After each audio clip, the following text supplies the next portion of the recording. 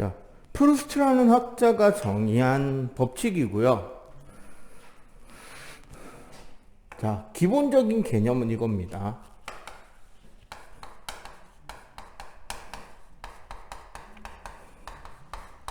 자, 화학 반응이 일어나게 될 때 일정한 개수비로 원자가 반응한다.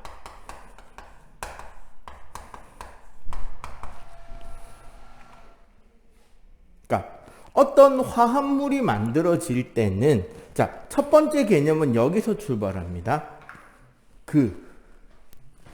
일정한 개수비로 원자가 반응한다. 이건 뭐냐면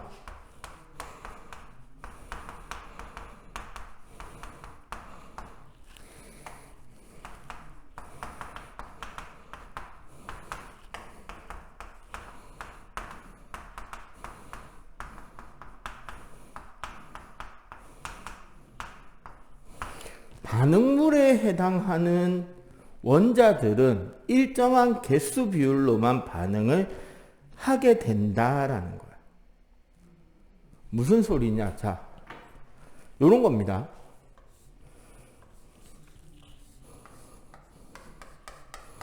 요런 나사못, 우리가 이런 걸 볼트라 그래요. B라고 합니다.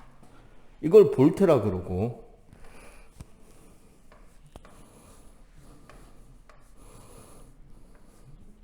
요 나사못에 들어가는 요런 것들을 너트라 그래요. 그죠? 그러면 봐봐.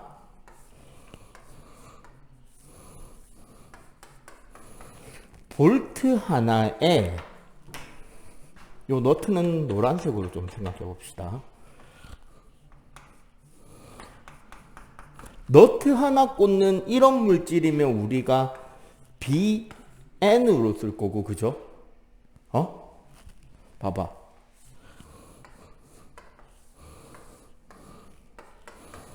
볼트 하나에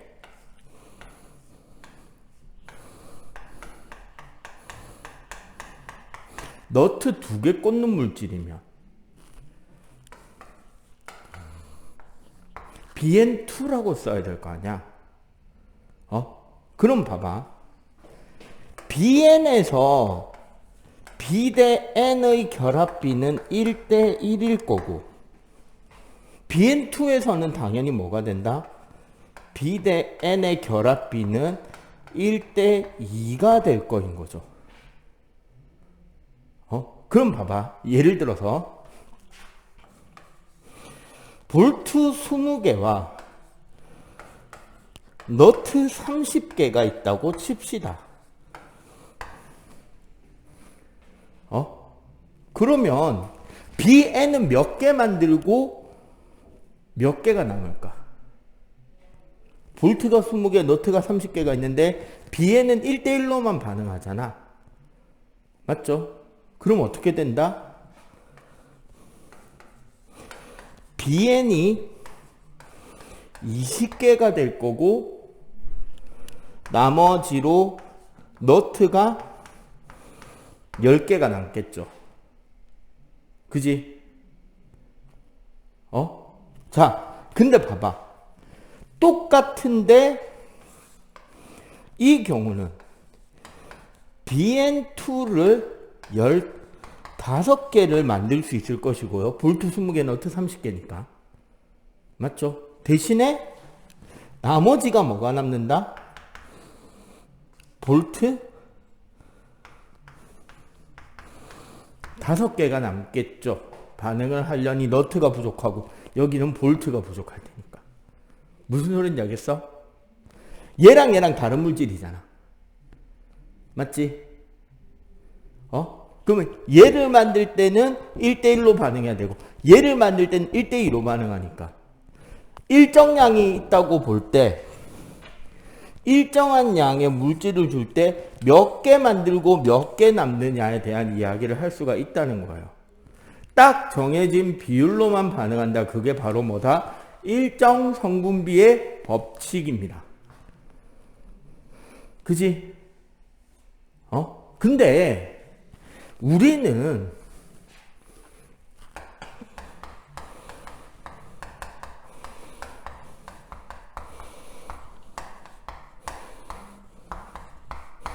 실제로 화학에 적용하게 될 때 이 응용하는 일정 성분비를 더 많이 쓰게 돼요. 뭐냐면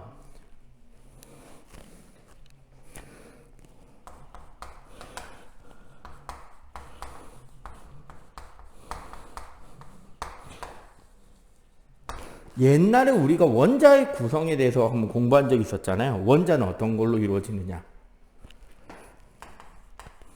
핵을 이루는 양성자와 중성자가 있고 그 주위를 도는 전자인 전자가 있잖아.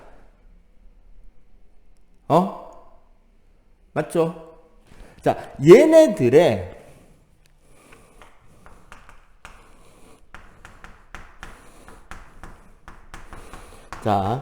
상대적인 질량값을 이야기할 때 전자 하나를 1이라고 치면 양성자는 1836, 중성자는 1837이었단 말이에요. 그지? 기억하죠? 그럼 봐봐.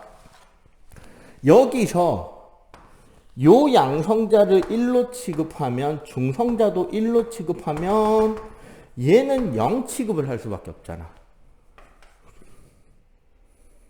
이해가 돼요? 왜? 너무 작으니까. 그래서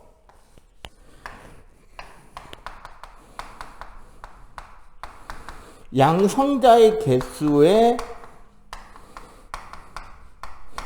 중성자의 개수를 합한 값을 우리는 질량수라고 합니다, 원래는. 근데 이거랑 거의 같은 뜻으로 쓰이는 게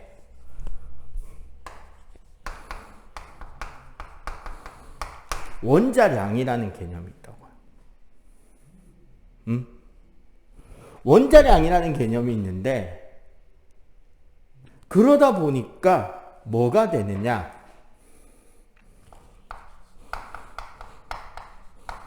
원래 일정 성분비는 개수비였잖아. 원자의 개수 비율이죠. 맞지? 그런데 같은 원소에 속하는 원자들은 질량이 같을 거잖아요. 이해가 되지? 같은 원소에 속하는 원자들은 질량이 같을 거니까 이 개수비에 질량수를 곱하면 뭐가 돼버린다?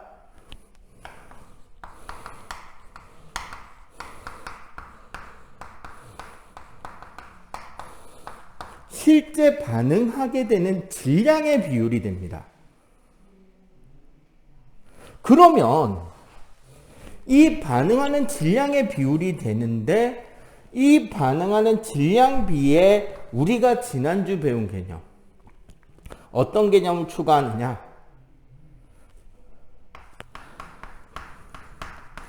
질량 보존 법칙까지를 대입을 하면 결론이 뭐가 나오느냐?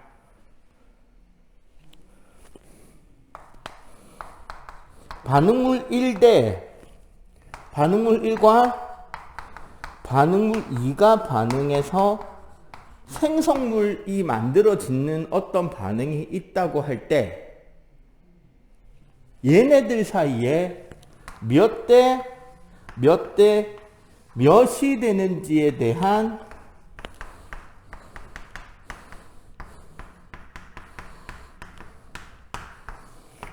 질량 비율도 결정할 수 있다는 거죠. 그지? 그리고 이 질량비를 중3 때 외우거나 물어보거나 실제 문제 풀이에 사용이 된다는 거예요.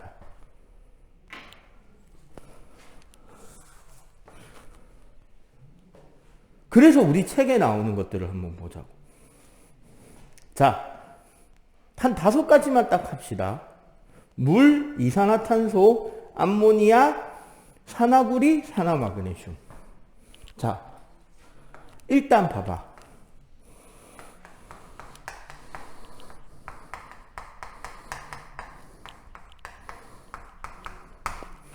수소와 산소가 반응해서 물이 될 때, 그 다음에,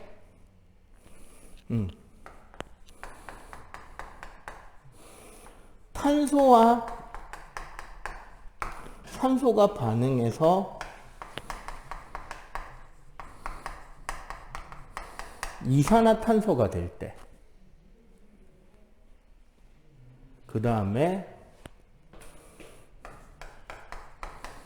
질소와 수소가 반응해서 암모니아가 될 때. 자, 요거 한번 잘 봅시다. 물은 H2O잖아요. 맞지? 그러면 일단 오늘은 이렇게 생각해 봐봐. 수소가 2개, 산소가 1개 반응해서 물이 되잖아. 맞죠? 원자 개수 비율은 2대 1대 2대 1의 개수 비율이 되지만 질량수가 어떻게 되냐면 2개인데 수소는 1이란 말이에요. 자, 여기요 질량수의 가장 대표적으로 자주 나오는 건 좀 외워 놓읍시다.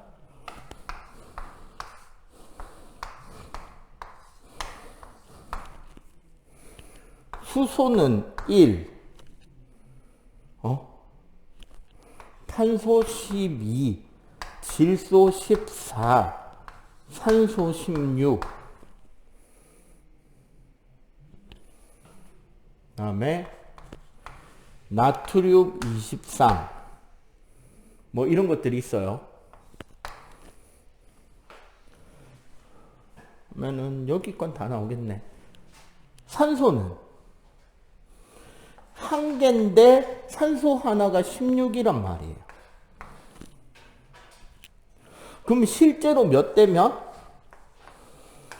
2대 16이니까 1대 8이죠. 질량비는. 개수비는 2대 1인데 질량비는 1대 8이에요. 근데 우리가 여기서 질량 보존 법칙을 생각해 보면 1대 8 때 물이 얼마가 생긴다? 9가 생긴다는 거지. 요 비율을 보통 많이 외우고 시험 치러 가야 된단 말이에요. 오케이? 자, 그러면 탄소, 산소, 이산화탄소는 탄소 1개에 산소가 2개가 붙어서 이산화탄소가 되잖아. 그럼 개수비는 1개 대 2개지. 맞지? 근데 탄소는 1개인데 10이고 산소는 2개인데 16이에요. 그러면 12대 32니까 몇 대면? 3대 8이 됩니다. 약분해서 정리해보면. 그러면 당연히 이산화탄소는 3대 8 대 11이 되겠죠. 맞지? 자, 암모니아는 NH3니까 질소 1개와 수소 3개가 반응해서 암모니아가 될 거 아니야. 지금은 화학식 아니에요. 일부러 원자 단위로 지금 하고 있는 거야. 그러면 1개,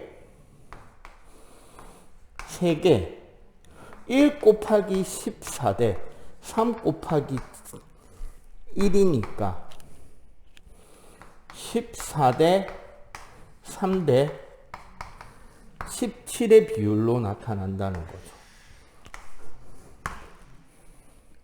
오케이? 일단 여기까지 필기.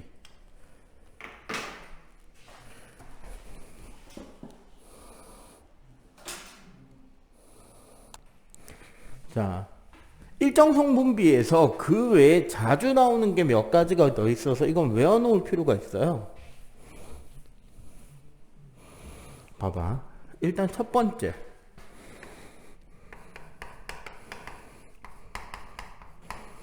산화구리와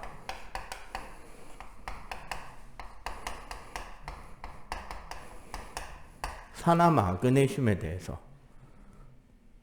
산화구리에서 나오는 건, 산화구리나 산화마그네슘은 대부분 그래프를 활용합니다. 한 두 가지 정도? 자, 조심할 게 이거예요. 구리와 산소의 비를 물어보는 그래프가 나올 수도 있고요. 구리와 산화구리의 질량비를 표시하는 그래프도 있을 수 있습니다. 산화마그네슘도 똑같아요. 마그네슘과 산소냐, 마그네슘과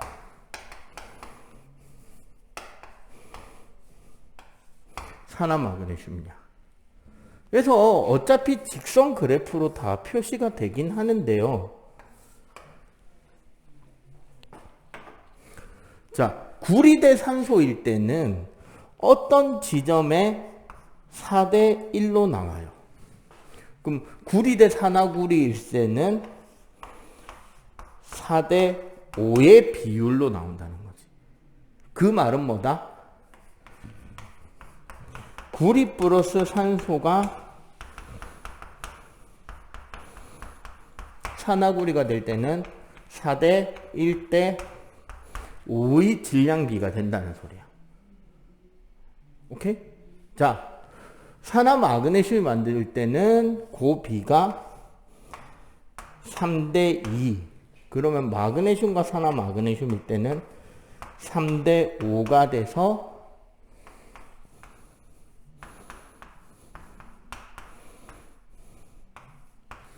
요 공은 3대 2대 5가 되고요.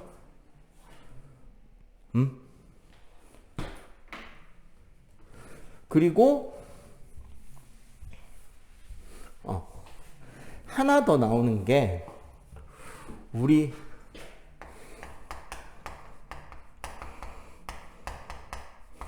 앙금 생성이 될 때 일정 성분비가 나오는 경우가 있어요.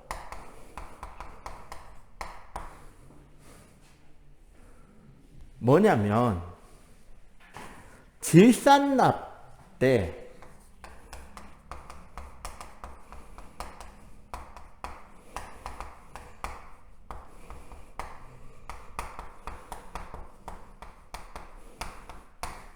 질산납과 아요디나 칼륨이 반응하면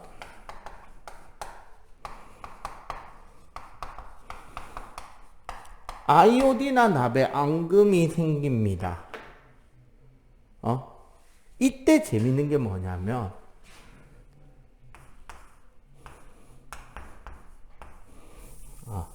이걸로 적자.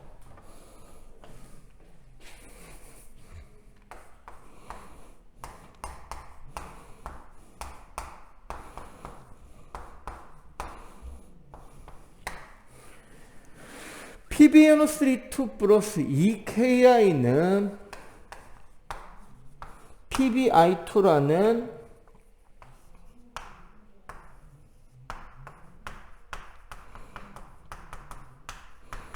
노란색 앙금을 만들고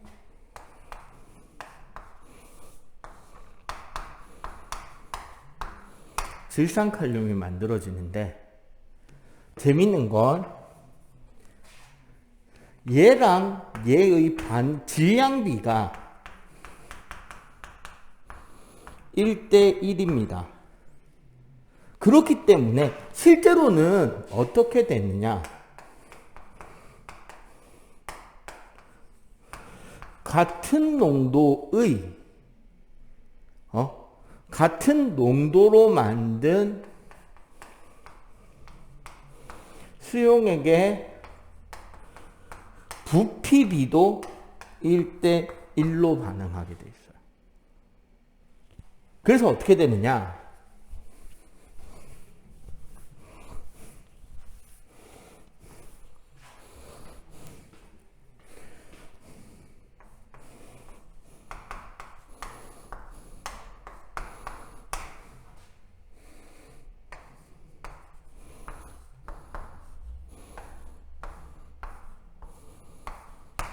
PbNO3 질산납 수용액 6ml씩에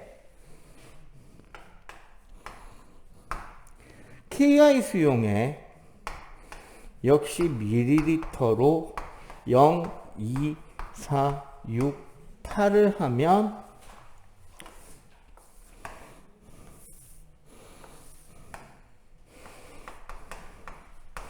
앙금의 높이가 여기서 반응이 종결되기 때문에 요렇게 됩니다. 이렇게 나오는 건 뭐다? 이 앞에는 I-이온이 부족한 곳이 되고 요 뒤에는 Pb2 플러스 이온, 나비온이 부족하고 여기가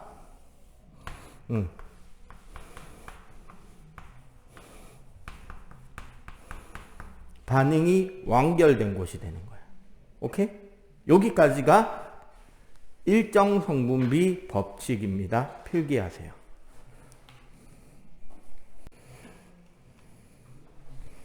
자,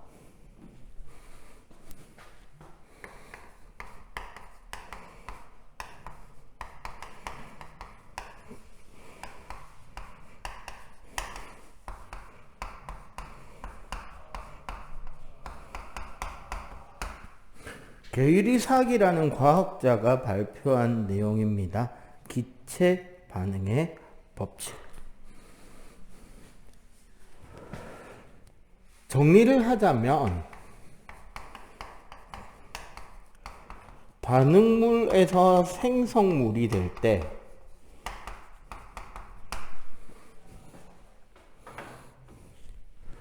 반응물의 물질의 상태도 기체, 생성물의 상태도 기체라고 한다면 여기에 뭐가 일정한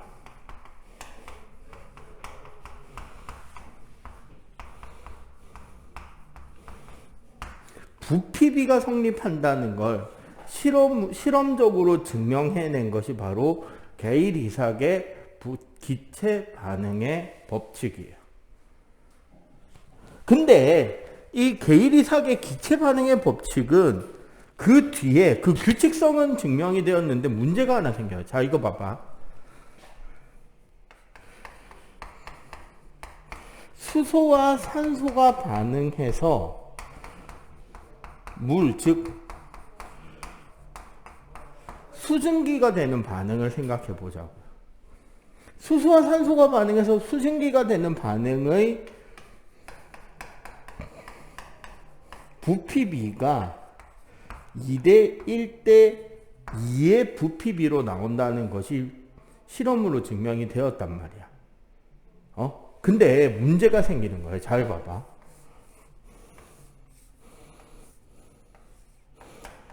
수소 원자 2개랑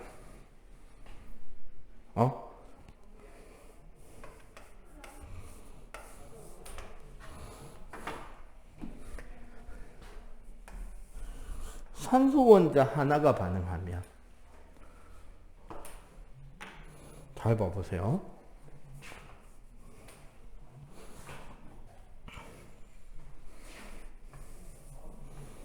산소 원자에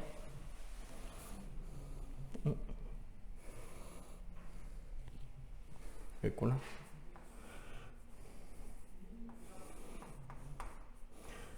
수소 원자 2개가 되면은 무슨 문제가 생겼다? 실험이랑 모형이 서로 다르게 나오죠. 맞지? 그런데 만약에 얘를 굳이 실험대로 2개로 만들려고 했더니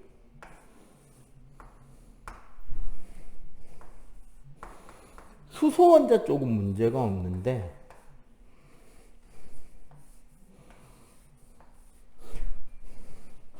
무슨 문제가 있다? 산소 원자를 쪼개야 되는 문제가 나타난다라는 거죠. 게이리삭의 기체 반응의 법칙만으로 설명을 하려니까 문제가 되더라는 거예요. 그래서 나오는 개념이 뭐냐면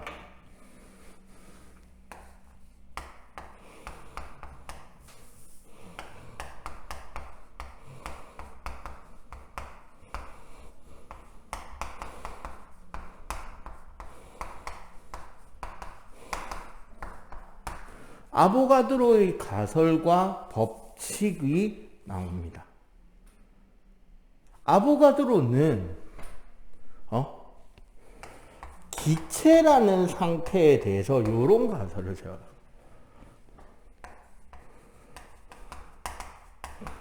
동일한 부피 속에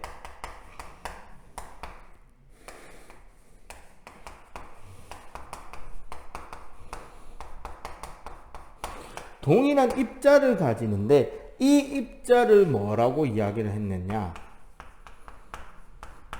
분자라고 이야기를 합니다.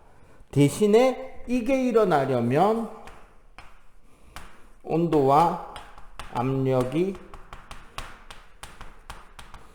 일정하다는 가설하에 분자라고 하는 원자가 결합해 있는 새로운 개념의 입자를 도입하는 것을 제안한다는 거죠.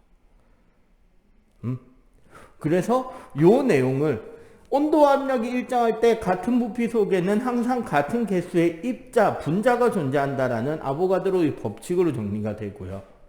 이 아보가드로의 법칙을 저 실험에 적용하게 되면 수소 더하기 산소가 수증기가 될 때 수소도 수소 원자 두 개가 붙어 있는 EH2라는 분자 모형.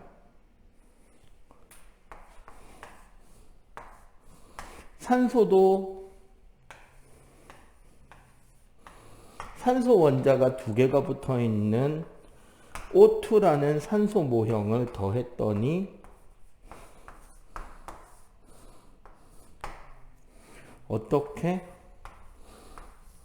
질량 보존 일정 성분비 전부 다 문제를 일으키지 않는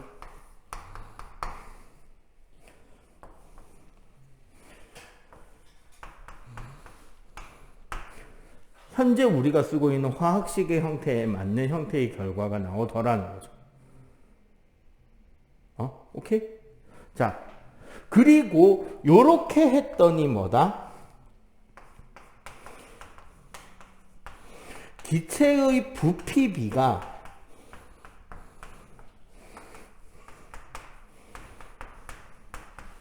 화학식에서 화학 반응식의 개수비와 같다라는 거죠. 봐봐. 두 개. 여기 숫자 1 생략돼 있죠? 그리고 여기 두 개. 그래서 2대 1대 2, 2대 1대 2의 부피비가 된다는 거죠. 그러면 이거 봐봐. N2 플러스 3H2가 2NH3가 되면 부피비가 몇 대 몇 대면? 이거 다 기체잖아. 질소 기체, 수소 기체, 암모니아 기체. 몇 대 몇 대면? 1대 3대 2. 오케이? 그 다음에 뭐? H2 플러스 Cl2가 2HCl이 되면 몇 대 몇 대면? 여기도 1, 여기도 1이 생략돼 있을 거니까 1대 2의 부피비가 되더라. 요 내용이 뭐다? 기체 반응의 법칙이다라는 거야. 그래서 게이리삭이 그 실험을 하다가 나온 규칙성으로 기체 반응의 법칙을 발표하고, 정리하자면 그거를 아보가드로가 분자라는 새로운 개념 모델을 도입해가지고 그 이전의 돌턴의 원자설이라든지 여러 가지의 문제가 없도록 정리를 했다는 거야. 자, 살짝 심화적 개념인, 말 나온 김에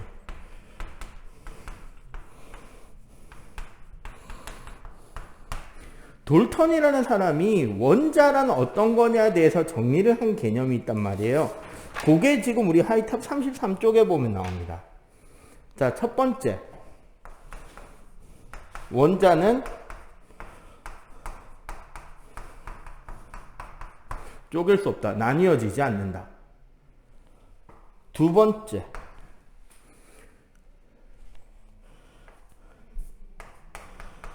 같은 원소의 원자는 성질이 일치하는데 다른 원소의 원자는 성질이 일치하지 않는다. 세 번째, 화학 반응 시 원자가 생성되거나 소멸하거나 변화하지 않는다. 네 번째, 일정 개수비로 결합한다. 요게 돌턴의 원자설이에요. 생각해보면 1번은 우리 고대 데모크리토스의 아톰을 가져온 거죠. 맞지? 3번은 질량 보존 법칙입니다. 이거. 4번은 일정 성분비 법칙이죠. 맞지? 자, 현재 원자는 핵과 전자로, 핵은 다시 양성자와 중성자로 쪼갤 수 있고요. 동위 원소라는 게 발견되면서 2번도 수정이 되죠. 핵 반응을 통해서 원자를 소멸시킬 수 있습니다. 이는 mc제곱. 4만 지금 남아있긴 한데, 전체적으로 우리가 중등과정 정도에서의 과학에서는 핵반응이나 이런 것들을 이야기하지 않기 때문에 돌턴의 원자설이 적용이 되는 범위까지를 이야기한다라고 생각하시면 돼요. 그래서 이 내용도 같이 알아두시고 복습해 두셔야 됩니다. 필기.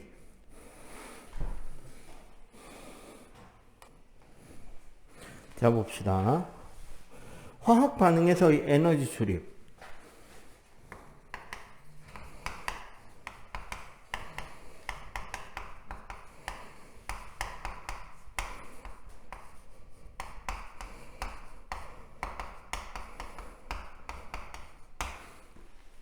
자, 화학 반응에서 에너지 출입에 대해 설명을 해 드릴게요. 자, 결국 뭐냐면 이런 겁니다. 전에도 한번 요거 써준 적이 있었던 것 같은데,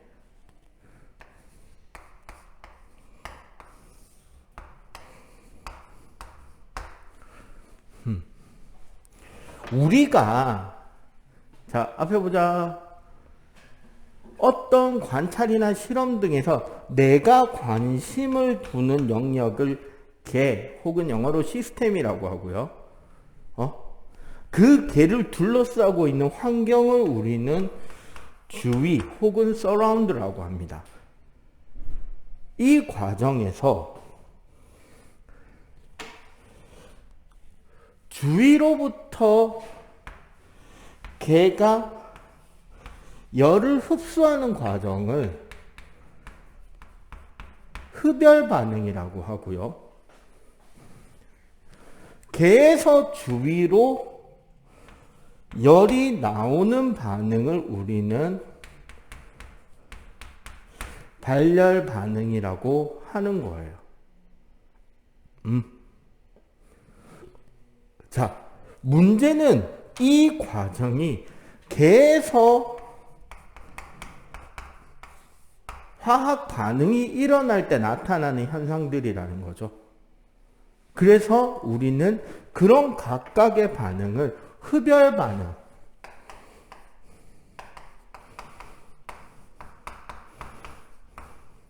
그리고 발열 반응이라고 하는데, 발열 반응부터 합시다. 발열 반응.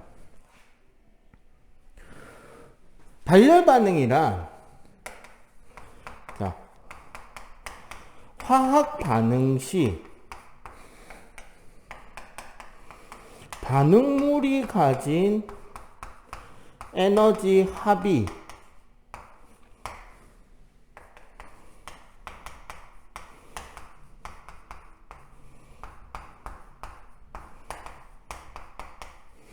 생성물이 가지고 있는 에너지 합계보다 더 클 때를 우리는 발열 반응이라고 해요. 따지고 보면 이거잖아. 자, 시간이 흐를 때 그 에너지량에 대해서, 자, 반응물의 에너지가 높고 생성물이 반응물보다 훨씬 더 안정한 상태가 되면, 물론 실제 반응은 이렇게 일어나게 되거든요. 하지만 우리가 결과론적으로 볼 때는 반응물에서 생성물로 이렇게 반응이 진행이 되고요. 이렇게 반응이 진행될 때 우리는 요만큼의 높이 차만큼의 에너지가 주위로 방출이 되게 됩니다. 자, 그냥 간단하게 생각하면 돼요. 에너지가 방출이 된다는 말은 주위의 온도가 상승하는 원인이 되겠죠. 에너지를 방출하게 되니까. 그지? 그래서 이런 에너지가 방출이 되는 발열 반응의 가장 대표적인 예들은 뭐가 있냐? 첫 번째, 일반적으로 연소, 특히 여기서 말하는 연소 반응이란 유기물이나 연료를 연소시키는 거. 나무를 태운다든지 석유, 석탄 같은 거 태우면 뜨거워지죠. 열나지. 대표적인 발열 반응입니다. 그 다음에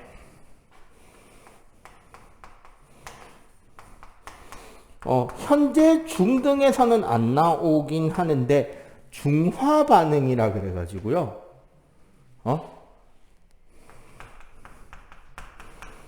산성물질과 염기성 물질이 반응해서 중성의 상태가 되는 반응을 중화 반응이라는데, 이때도 열이 납니다. 그 다음에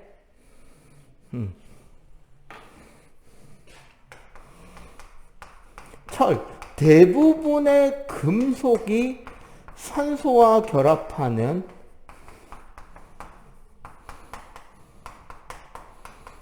산화 반응에도 열이 나요. 그 우리 겨울철에 쓰는 손난로 있지? 기억해?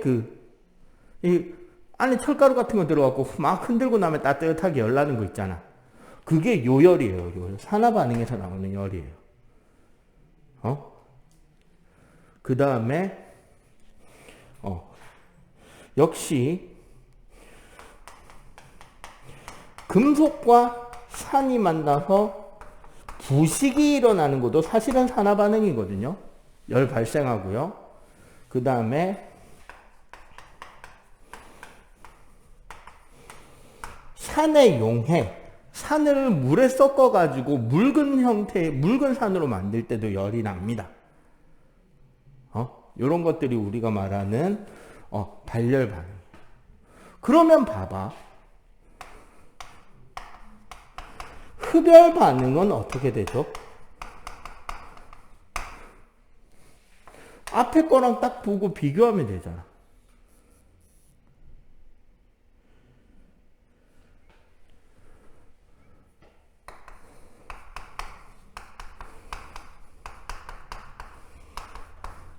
화학 반응이 일어날 때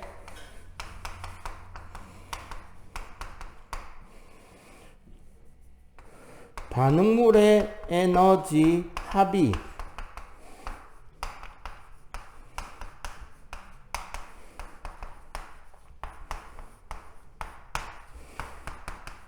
생성물의 에너지 합보다 작을 때가 바로 우리는 흡열 반응이 됩니다. 그러면 얘는 봐봐. 그래프를 여기다 그려볼게요. 밑에 공간이 좀 좁을 것 같아서. 그럼 봐봐.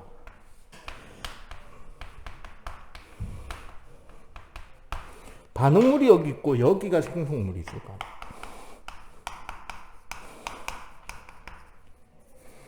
맞죠?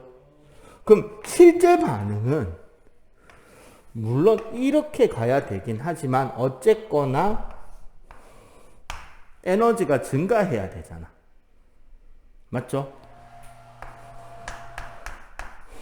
에너지가 반응 시 증가해야 된다는 말은 결국은 뭐다?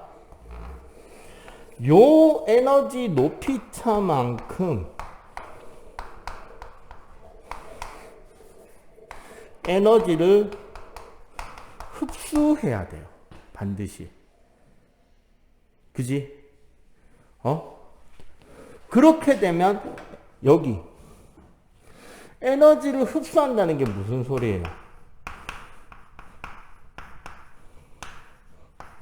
주변의 온도가 내려가는 효과가 있겠죠? 그지? 자, 어떤 것들이 있는가? 예를 들어 봅시다. 예.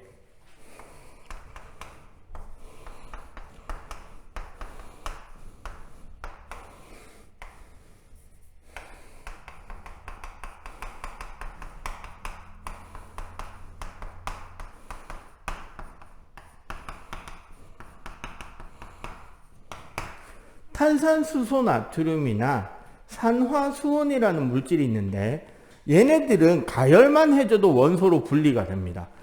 대표적으로 우리 여기 탄산수소 나트륨 이건 뭐냐면요.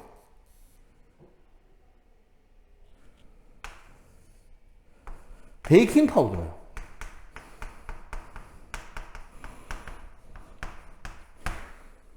우리 쪽자 할 때 있지. 달고나.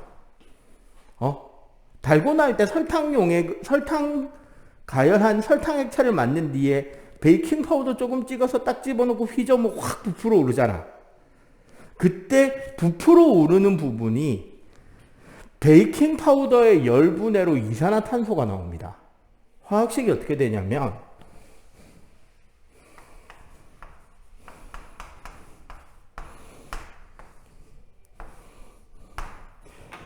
탄산수소 나트륨 2개 분자를 가열하잖아. 그럼 봐봐.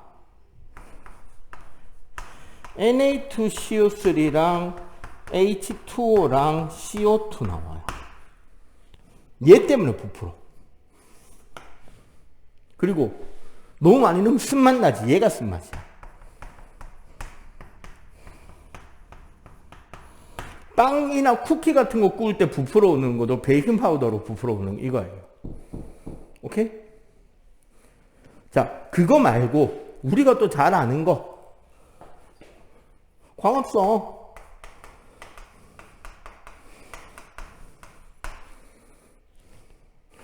여섯 개의 이산화탄소 분자와 6개의 물 분자가 합쳐지면 C6H12O6라는 포도당이 나오고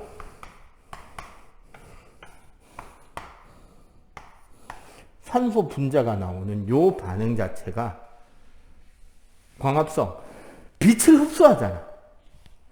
광합성 할 때 여기서 빛을 흡수해야 되잖아. 그죠? 그래서 대표적으로 요런 반응들이 흡열 반응이라고 할 수 있다는 거죠. 오케이? 자, 일단 요거 필기.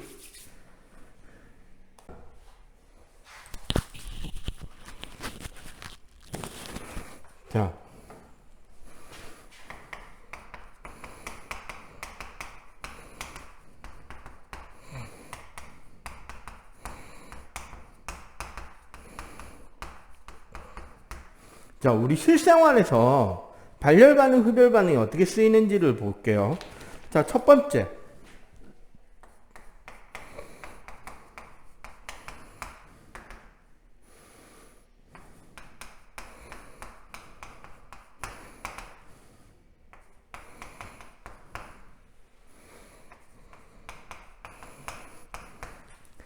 가장 대표적인 게 이거죠. 조리기구, 가스레인지.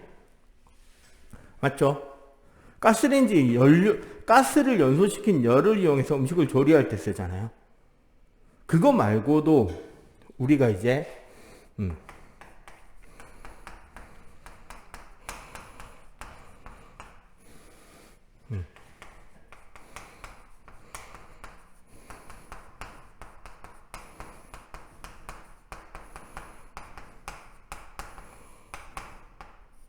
자, 여기 지금 발열팩, 발열도시락이라고 돼 있는데, 네 기준으로 지금부터 6년, 7년, 한 7년 내지 8년 뒤에 먹어볼 일이 생길 거예요.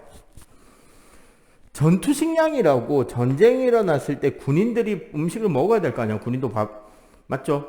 근데 밥을 할 수 있을 만한 상황이 아닐 때 먹는 걸 전투식량이라고 해요, 보통은. 옛날 같은 경우는 물을 끓여야 했는데, 요즘 나오는 신형 제품 같은 경우는 봉투에 들어있는 줄을 당기면 산화칼슘이 있는 곳에 물이 들어가면서 열이 발생합니다. 우리 석고 같은 거, 우리 캐스트라 그러죠. 우리 깁스 할 때 따뜻하게 열나잖아.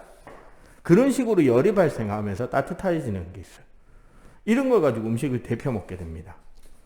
그 다음에 아까 이야기한 손난로. 역시 발열이고요. 그 다음에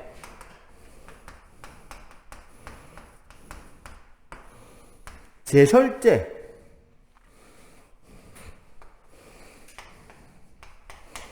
염화칼슘을 용해할 때 나오는 열과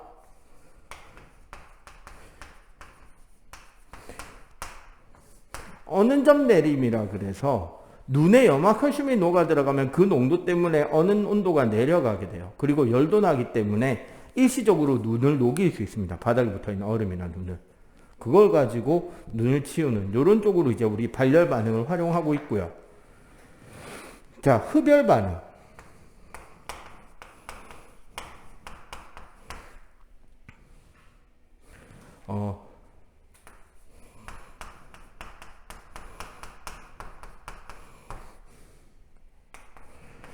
물과 얼음이 섞여 있는 곳에 소금이나